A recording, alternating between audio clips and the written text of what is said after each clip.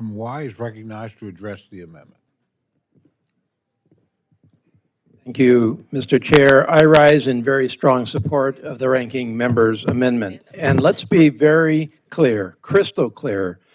The majority's proposed reduction of $1.7 billion from the Clean Water State Revolving Fund and the Drinking Water State Revolving Fund is a direct attack on two of our nation's absolute bedrock public health laws. The Federal Water Pollution Control Act, or the Clean Water Act of 1972, which was passed overwhelmingly on a bipartisan basis, vetoed by President Nixon, and overridden on a bipartisan basis by this Congress, a great demonstration of Congress's performance of its actual constitutional duties, and the Safe Drinking Water Act of 1974, passed by overwhelming bipartisan majorities and signed by a Republican president, President Ford. These critical laws address the lack then of one of the most critical necessities of life, clean and safe drinking water. Now, we tend to take this for granted today because these laws have been in place for over a half century. But back then, our public water drinking systems were anything but safe. There were cancer-causing chemicals in the water of New Orleans and Pittsburgh.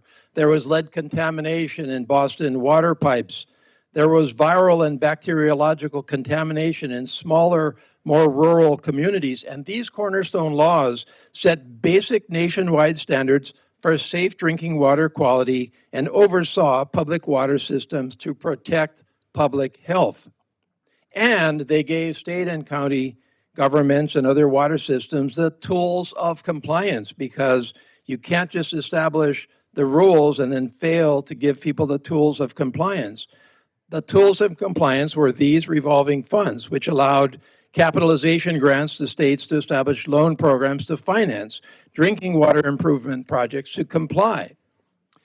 Absent these revolving funds, states and counties, especially smaller rural water systems, would simply not have the means to comply and deliver safe, clean drinking water.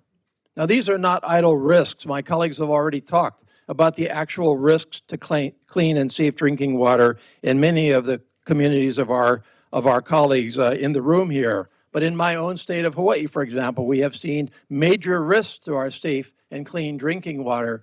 We had a major crisis at Red Hill, where the Navy's fuel tanks leaked into the primary aquifer for the city of Honolulu, servicing hundreds of thousands of my constituents. Now, this committee has been very generous and very responsible in assisting with the recovery from Red Hill. But the needs of assuring the aquifers and the water supply of the city of Honolulu are not going to stop with Red Hill. They will last beyond this particular crisis. We have in Hawaii 38 priority drinking water projects, all funded or to be funded by these revolving funds.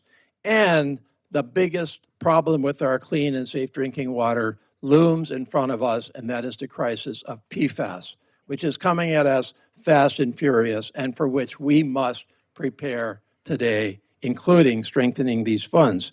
So with all of this half-century plus success with proven need, why slash these funds today? Why slash them by $1.7 billion? Well, I listened to some of the explanations by the chair.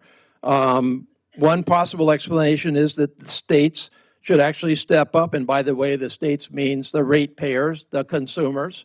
They should step up and pay this. The federal government should not have to shoulder these burdens anymore. Somehow this should be the responsibility of the states and the counties.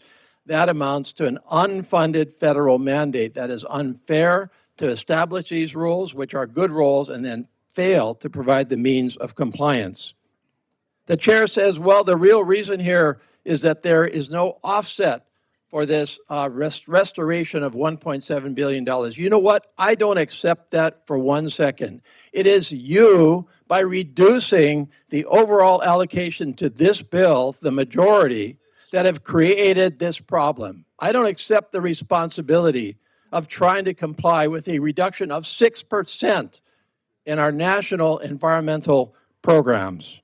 And finally, I think I heard the chair say that somehow these funds are oversubscribed, that they're plentifully funded.